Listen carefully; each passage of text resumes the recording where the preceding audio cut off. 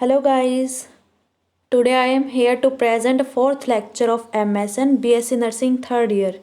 आपका जो मैं चैप्टर पढ़ा रही हूँ वो है nursing management of patient with disorder of years. ठीक है, आज का जो आपका टॉपिक रहेगा वो होगा टिम्पैनिक मेम्ब्रेन परफोरेशन। ठीक है, आज का आप टॉपिक यहाँ से स्टार्ट करें।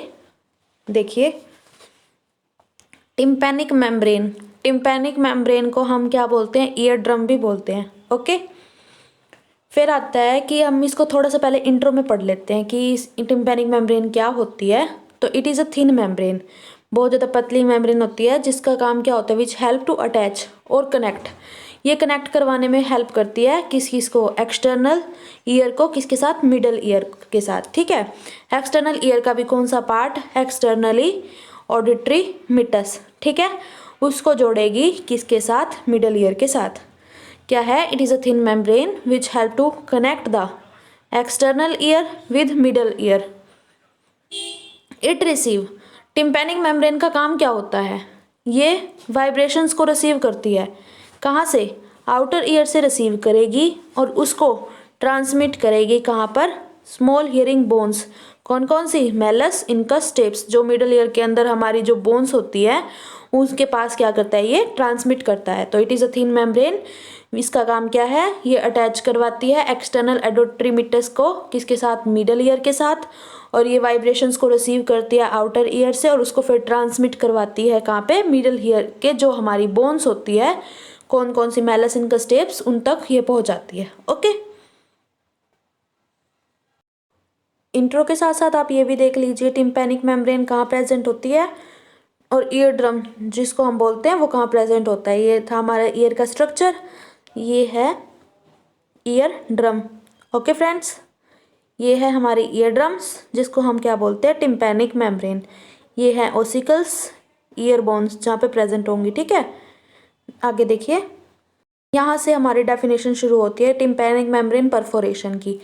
टिम्पैनिक मेम्ब्रेन के अंदर जो रप्चर हो जाता है या फिर होल बन जाता है ईयर ड्रम्स के अंदर, उसी को हम क्या बोलते हैं? टिम्पैनिक मेम्ब्रेन परफोरेशन या फिर परफोरेशन ईयर ड्रम। ठीक है, परफोरेटेड ईयर ड्रम।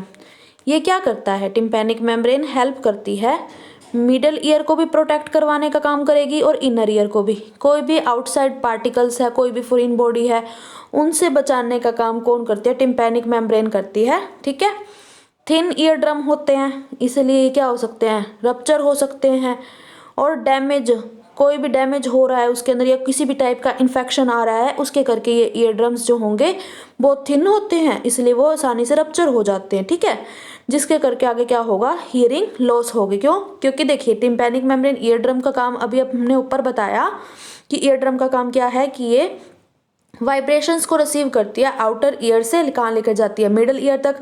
अगर वो वाइब्रेशन को ही रिसीव ना कर पाई तो उसके करके क्या होगा? हियरिंग लॉस हो जाएगी। ठीक है, तो ये क्या पड़ा? टिम्पैनिक मेम्ब्रेन क्या है? रप्चर हो जाना या फिर होल हो जाना ईयर ड्रम्स के अंदर।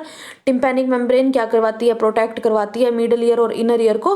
कोई भी आउटसाइड पार्टिकल, जो भी फॉरेन बॉडीज वगैरह है, इन्फेक्शन है, किसी भी टाइप के डैमेज वगैरह से भी ये ईयर ड्रम क्या है? हेल्प करवाएगी।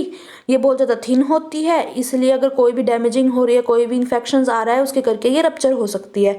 अगर ये रप्चर होगी तो उसके करके क्या होगा? Hearing loss. ओके फ्रेंड्स, यहाँ देखिए, ये तो हमारी नॉर्मल दी हुई है। नॉर्मल टिम्पैनिक मेम्ब्रेन ऐसे होती है। ठीक है, अगर इसके अंदर रप्चर हो रहा है या कोई परफोरेशन हो रही है तो रप्चर ऐसे होगी, rupture of the ear drum, उसके करके क्या होगा? Hearing loss. तो इस टाइप की ये जो परफोरेशन आपको दिख रही है डायग्राम के अंदर, इसी को ही हमने क्या कहा?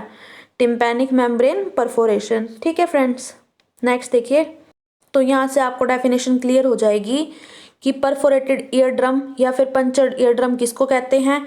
जब हमारे रप्चर होने लग जाते हैं या फिर परफोरेशन, जिसे हम होल भी कहते हैं, हमारे ईयर ड्रम के अंदर जब कोई रप्चर होने लग जाता है, परफोरेशन होने लग जाता है, तो उसके किसके करके हो सकता है? ये कोई में ईयर में इन्फेक्शन हुआ है उसके करके, या किसी भी टाइप का ट्रॉमा हुआ है। ट्रॉमा कैसे हो सकता है? जैसे अब हमने ना अपने ईयर को क्लीन करने की कोशिश की किसी भी शार्प इंस्ट्रूमेंट के साथ, उसके करके ट्रॉमा हो सकता है। ठीक है, और कोई भी अगर हम नॉइज़ के एक्सप्लोजन में आ रहे हैं, कोई इंजरी वगैरह हुई है, या फिर सर्जरी के टाइम पे भी क्या हो सकता है? टिम्पैनिक मेम्ब्रेन परफोरेशन हो सकता है। ठीक है, यहाँ से आपको डेफिनेशन क्लियर होगी कि परफोरेटेड ईयर ड्रम क्या है, रप्चर या फिर होल हो जाना ईयर ड्रम के अंदर, किसके करके, कोई ईयर में इन्फेक्शन हो रहा है उसके करके, या फिर आप कान को साफ करने लगे हैं किसी शार्प इंस्ट्रूमेंट से, ठीक है, उसके करके, या आपको किसी भी टाइप की इंजरी हुई है उसके करके, या फिर सर्जरी के करके आपको क्या हो रहा है, tympanic membrane perforation. Okay, next देखिए, जैसे अभी मैंने आपको ऊपर कोजेस बताए कि कोजेस कोई भी फॉरेन बॉडी हो सकती है, कोई इंजरी हो सकती है, सर्जिकल में हो सकता है, कोई आपने सिरिंज वगैरह ऐसी यूज़ कर ली, गलत तरीके से यूज़ करी है, उसके करके भी ईयर ड्रम में होल हो सकता है या फिर परफोरेशन हो सकती है। देखिए कहता है कोजेस क्या है, कोई फॉरेन बॉडीज आ रही है उसके करके, या फिर इम्प्रॉपर क्यूरेटिंग। मैं पिछले लेक्चर में आपको बताया था कि इम्प्रॉपर क्यूरेटिंग का मतलब क्या बताया था मैंने आपको, कि आप सिरिंज वगैरह का यूज़ कर रहे हैं, ठीक है, अंदर जैसे अपने इम्पैक्टेड वैक्स के में हमने इसका क्यूरेटिंग का यूज़ किया था, तो वो भी इसी टाइप के, अगर हमने क्यूरेटिंग का अच्छे से यूज़ ना किया या फिर सिरिंजेस का अच्छे से यूज़ ना किया तो उसके करके क्या होगा, परफोरेटेड ईयर ड्रम। ओके, किसी भी ट्रोमा के करके या फिर बैक्टीरियल और वायरल इन्फेक्शन के करके। ओके फ्रेंड्स, देखिए इस पिक्चर में आपको सारे कोजेस बताए हुए हैं। अगर कोई इन्फेक्शन हो रहा है मिडल ईयर के अंदर, ठीक है, या आप बोल सकते हैं डैमेज हो रहा है ईयर ड्रम का, ठीक है, क्या कह रहे हैं, अगर कोई इन्फेक्शन आ रहा है मिडल ईयर के अंदर तो उसके करके क्या होगा, डैमेज होगा ईयर ड्रम का, ठीक है, या फिर इंजरी हो रही है ईयर की उसके करके होल हो सकता है ईयर के अंदर, ठीक है, कोई भी लाउड नॉइस किया करके भी एक्सप्लोजन हो सकती है, किसी टाइप की इंजरी हो सकती है, ठीक है। बैरोट्रोमा क्या होता है, जब injury to your body because of changes in air pressure बोल सकते हो और वाटर प्रेशर। यहाँ पे जो बैरोमेटिक यूज़ किया गया है वो किसके लिए यूज़ किया है, एयर के लिए, ठीक है। तो आप क्या कहेंगे कि अगर कोई भी बॉडी को इंजरी हो रही है, ईयर को इंजरी हो रही है किसी भी एयर के प्रेशर के अंदर चेंजेस आने की वजह से, उसी की ही वजह से क्या होगा, ईयर ड्रम के अंदर परफोरेशन हो सकता है और रप्चरिंग हो सकती है, ठीक है।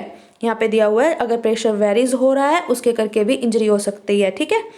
कहता है अगर आप क्लीनिंग द ईयर, अगर आप क्लीन कर रहे हैं अपने ईयर को उसके करके भी रप्चर्ड ईयर ड्रम हो सकता है, या फिर सर्जरी के टाइम पे। ओके, हाँ जी, अगर वहाँ पे रप्चरिंग हो रही है तो वहाँ पे अभी आपके साइन सिम्टम हैं, अगर वहाँ पे रप्चरिंग हो रही है सबसे पहले आपको क्या होगा, साइन सिम्टम क्या देखने को मिलेगा, बहुत ज़्यादा उसको दर्द होगा, डिस्कम्फर्ट फील होगा, अभी आपको फर्स्ट डेफिनेशन में ही बताया था ना, हियरिंग लॉस हो जाएगी या चेंजेस, कुछ ना कुछ चेंजेस आ जाएंगे, पार्शली और कम्प्लीटली चेंजेस हमें देखने को मिलेंगे। फुलनेस ऑफ ईयर, ऐसे फीलिंग आएगी कि कान भरा भरा सा है, ठीक है। रिंगिंग सेंसेशन होएगी जिसको हमने टाइनाइटिस कहा था, ठीक है। ब्लड टिंग डिस्चार्ज होगा ईयर से, यानी कि बहुत ज़्यादा अमाउंट में ब्लीडिंग डिस्चार्ज होगी, ठीक है, निकलेगी, बहुत ज़्यादा ब्लीडिंग होएगी। पस डिस्चार्ज होगा और वर्टिगो क्यों होगा, क्योंकि ईयर का काम ही है हियरिंग और बैलेंसिंग में, बैलेंस भी नहीं कर पाएगा उसके करके क्या होगा, वर्टिगो। ओके, नेक्स्ट आपकी आती है डायग्नोस्टिक इवैल्यूएशन।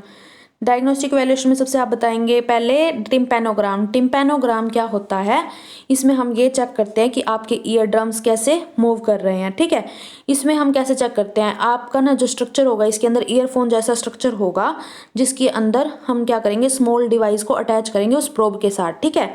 फिर वो क्या काम करेगा, आगे जाके एयर प्रेशर अंदर डेवलप करवाएगा, फिर आप किसी भी स्क्रीन के ऊपर ग्राफ दिखाई देगा, उस स्क्रीन के ऊपर जो भी आप टिम्पैनोग्राम में यूज़ कर रहे हैं उसमें ग्राफ होता है, वहाँ पे आप देखेंगे अगर नॉर्मल में क्या होता है, मैक्सिमम हाइट होगी और विड्थ तो होती है नॉर्मल, इतना आपको जानने की जरूरत नहीं है, बस इतना याद रखनी है टिम्पैनोग्राम क्या होता है, जिसमें हम ये देख रहे हैं बंदे का कि ईयर ड्रम मूव कैसे हो रहा है, ठीक है।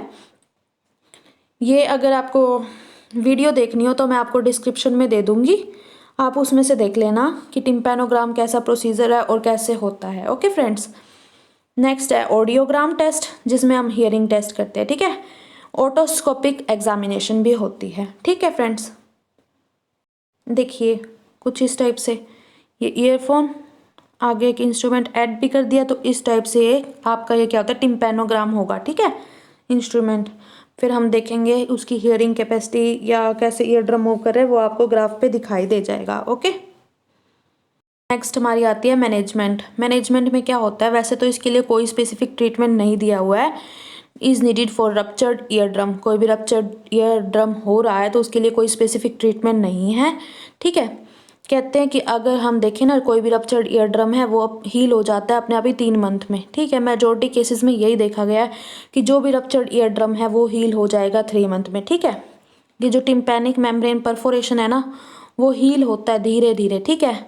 उसको कुछ हफ्ते भी लग जाते हैं और कुछ मंथ्स भी लग जाते हैं। आफ्टर जब उसकी रप्चरिंग होती है ना, तो उसके बाद वीक्स भी लग सकते हैं और मंथ भी लग सकते हैं, ठीक है। तो कुछ एंटीबायोटिक्स देंगे अगर उसको इन्फेक्शन हुआ है ना, इन्फेक्शन की वजह से ईयर ड्रम में होल हुआ है तो उसको हम एंटीबायोटिक देंगे। अगर पेन है तो उसको हम एनाल्जेसिक्स देंगे, ठीक है। वार्मथ अप्लाई करेंगे ताकि उसको डिस्कम्फर्ट से अच्छा फील हो, ठीक है। एसेप्टिक से उसको क्या करेंगे, क्लिनजिंग करेंगे एक्सटर्नल ऑडिटरी कैनाल की, ठीक है। अल्कोहल ले लेंगे उसमें, ठीक है। फिर आता है हम अपर रेस्पिरेटरी जो भी इन्फेक्शंस क्रिएट हो रहे हैं उसको हम प्रिवेंट करेंगे, ठीक है। नेक्स्ट है प्रोहिबिट ईयर ड्रॉप्स, जितना हो सके उतना ही कम से कम यूज़ करना है ईयर ड्रॉप्स का, ठीक है। नेक्स्ट है while healing the year must be protected from water, पानी से बचा के रखना है उसको, ठीक है। 3 मंथ्स लेटर के बाद भी अगर परफोरेशन वैसा का वैसा ही रहा तो हम क्या करवाते हैं, सर्जिकल मैनेजमेंट इनको इंडिकेटेड करते हैं, ठीक है। फिर आती है हमारी सर्जिकल मैनेजमेंट। उसमें पहले हम इंडिकेशन देख लेंगे कौन से अनहील्ड टोन है। फिर हम सर्जरी स्टार्ट में क्या करेंगे, टिम्पैनोप्लास्टी करते हैं। ये एक सर्जिकल, इसमें क्या होता है, जो भी परफोरेटेड ईयर ड्रम है ना उनको वापस से रिपेयर किया जाता है, करेक्शन की जाती है उसके बीच में, ओके। फिर आता है मेरिंजोप्लास्टी। मेरिंजोप्लास्टी में क्या होता है, जो भी परफोरेशन हुई है, होल हुआ है, उसको क्लोज किया जाता है। Closure of perforation is called as myringoplasty, ठीक है। नेक्स्ट आता है ओसिकुलोप्लास्टी। ओसिकुलो जो हमारे ओसिकल्स थे उसमें क्या होती है, उसकी रिकंस्ट्रक्शंस की जाती है, उसको हम क्या कहते हैं, ओसिकुलोप्लास्टी, ओके। लास्ट क्या है, प्रिवेंशन। कैसे हम इसको प्रिवेंट कर सकते हैं। इसमें वैसे कोई ट्रीटमेंट तो नहीं होता अगर माइल्ड केसेस है, थोड़ी अमाउंट में अगर केसेस अगर देखने को मिल रहा है तो इसके लिए तो कोई ट्रीटमेंट नहीं है, ठीक है। टिम्पैनिक मेम्ब्रेन के अगर अंदर स्मॉल टोन है, थोड़ा सा ही होल हुआ है तो वो हील हो जाता है अपने आप ही, ठीक है। मोस्ट केसेस में तो यही देखा गया है। और जो परफोरेटेड ईयर ड्रम है, जो इसमें होल हो चुका है, वो हील होता है 6 से 8 वीक के अंदर, ठीक है। तो इसमें हम क्या करेंगे, एडवाइस करते हैं पेशेंट को कि अपने ईयर्स को ड्राई रखो और क्लीन रखो और वाटर से को अवॉइड करो कि कान में पानी ना जाए। जब आप कॉटन वगैरह का भी यूज़ करो, जब आपने शावरिंग लेनी है तब, या फिर हेयर को वॉश करना है तब, ओके। और स्विमिंग को भी अवॉइड करो जब तक ये ठीक नहीं हो जाते, ठीक है।